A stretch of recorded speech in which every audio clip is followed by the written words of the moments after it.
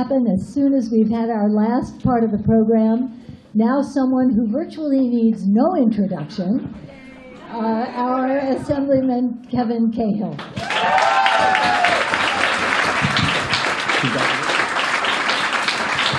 Hello everybody, stop. We got a lot of work to do. Listen, I know I'm in New Paltz. Kitty Brown is to my left, and Don and Carol Roper are directly in front of me. We are in New Paltz, ladies and gentlemen. Back when I lived at 17B Colonial Drive, one of the things that Don did as my professor would send me into the offices of the people we were going to visit. We visited Richard Nixon's DEA. We visited J. Edgar Hoover's FBI. We visited district courts. We visited district attorneys all over the place, and he would send me in, and he called me Scout because I was the first one in, right? And he would send me into those offices to make sure we were at the right offices so the big mass of us, the rest of our class, wouldn't disrupt something we weren't supposed to be disrupting. Although sometimes we were supposed to be disrupting. And from everything I can tell from the roster here today, I'm your Scout. I'm in there already, but we got to bring a whole bunch of other people in there to disrupt things. Listen, Republicans do not win elections. Republicans do not win elections. Democrats lose elections. You want to know how we lose elections? We lose elections because Democrats don't always vote. And they don't always vote because they sometimes feel like somebody else is going to take care of it, like there's something else to do. And oh, by the way, because it's more difficult for Democrats to vote.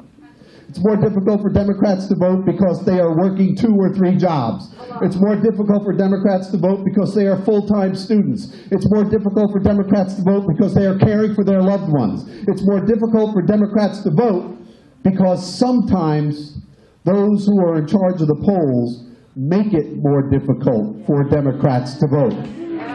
So, we can all be progressives. We are progressives. Does everybody in this room consider themselves a progressive? Okay. I want you to put a word in front of that. I want you to be an aggressive progressive. I want you to go out there and tell everybody that you see, every relative who you think is going to vote, that they have to vote. Everybody who you want to go to the polls, make sure they do go to the polls. I'll tell you a very brief story. Back when I was first running for office in the early 1930s, there was a guy who I really liked a lot, and he told me he never voted. So I went to his house and I registered him to vote. And it was election night, and it was 8:30, and he hadn't voted yet. And I went to his house, and he was watching TV, and he was sitting in a T-shirt, and he said, "Are you kidding me?"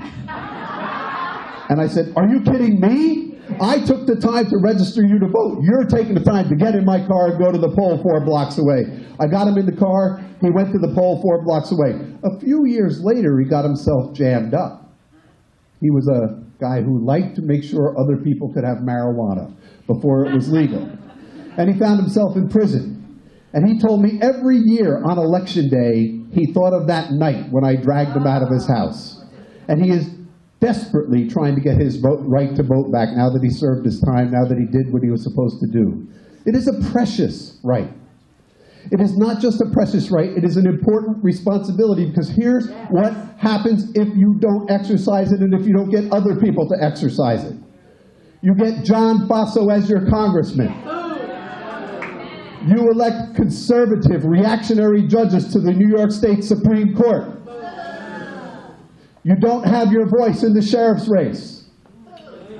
You don't have the Hudson Valley have the right level of representation in the New York State Assembly. And you wind up with a Republican New York State Senate that does so many bad things and stands in the way of so many good things. You heard from a couple of the women here today who are running for that office. They're not kidding. And I apologize for the Comprehensive Contraceptive Care Act. Next time I write a bill, I'll name it something else. But it didn't pass the Senate. And guess who was the sponsor in the Senate? Guess who bottled it up in the Senate? John Bonasek was the sponsor in the Senate, and he sat on it. Guess what else gets bottled up in the Senate? Everything. Do you want to know why we are in a district represented by John Faso that was previously represented by Kirsten Gillibrand, represented by Scott Murphy, represented by Maurice Hinchy? We're in there because the New York State Senate refused to sit down and be serious about districting in this community. So they made a district that was as gerrymandered as could be. They went to the courts and they convinced the judge to go along with it. That's why we're in that That's why we're in that congressional district. If we want to change that, if we want to make Antonio's re-election in 2022 way easier than it's going to be now, we have to change the New York State Senate. If we want to make sure we have reproductive rights in New York State, we have to change the New York State Senate. If we want to make sure we have education funding that really represents the needs of children and not the needs of political powerhouses in the State House, we need to elect a Democratic Senate. And if we want to elect a Democratic Senate, we have to do it here in the Hudson Valley. We have to elect somebody who will represent our values, who has a track record, Pat Courtney Strong, who, by the way, has never served in public office, but she ran a public office. She ran my district office when I first got elected, and she did a great job. We need people who can convince Central Hudson when they come in for a rate increase to agree to, guess what? A rate decrease. Jen Metzger did that. We need people who don't just share our values, but who express our values. Juan Figueroa does that. We need people to bring the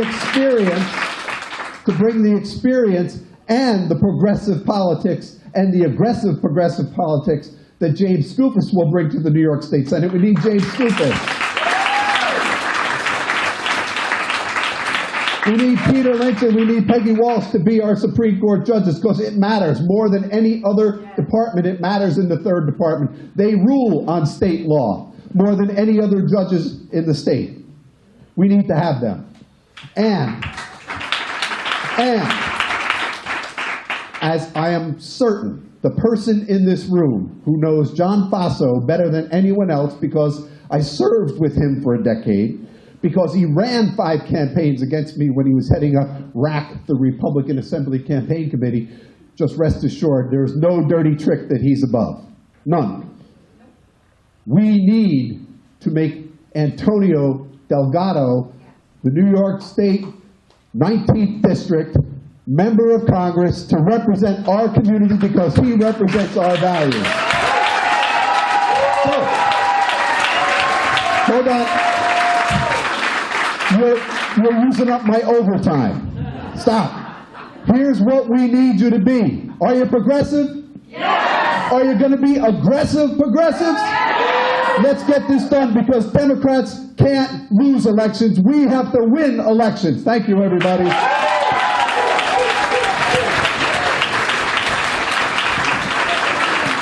right.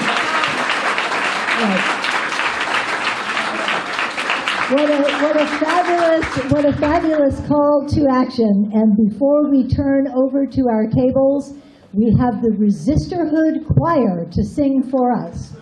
Resisterhood Choir, step up.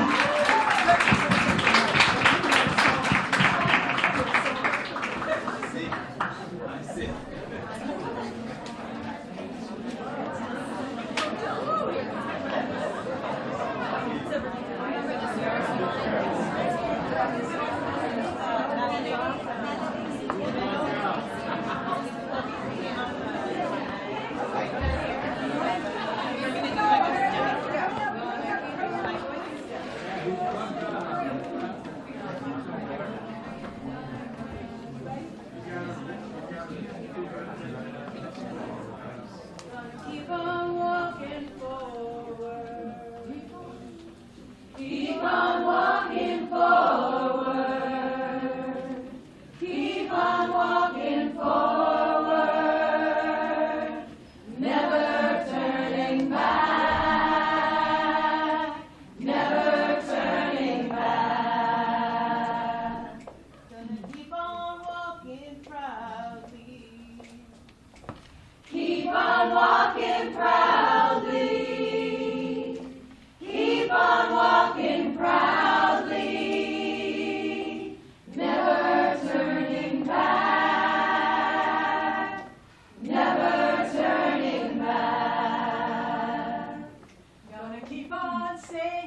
loudly.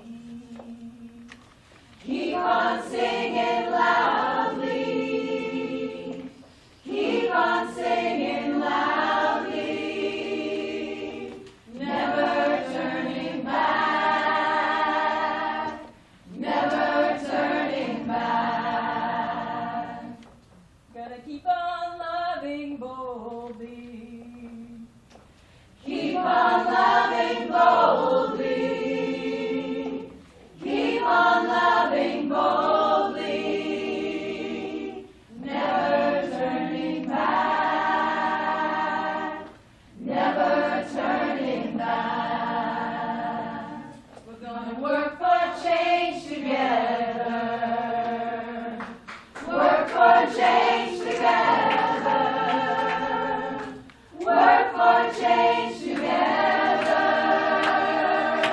Never turning back.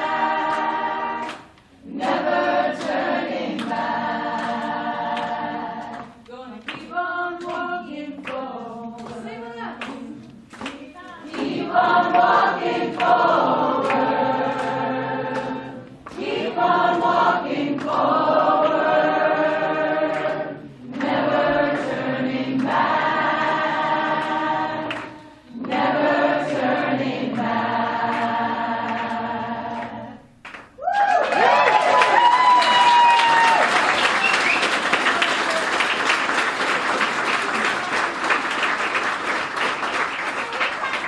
Every Thursday night, right here at the Community Center at 5:30. If anybody wants to join us, we're always looking for new members.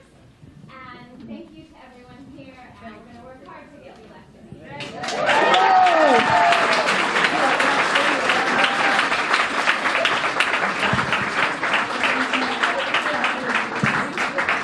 All right, everybody.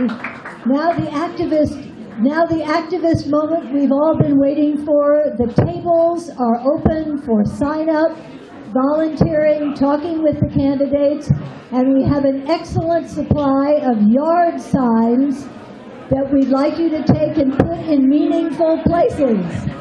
Thank you for coming.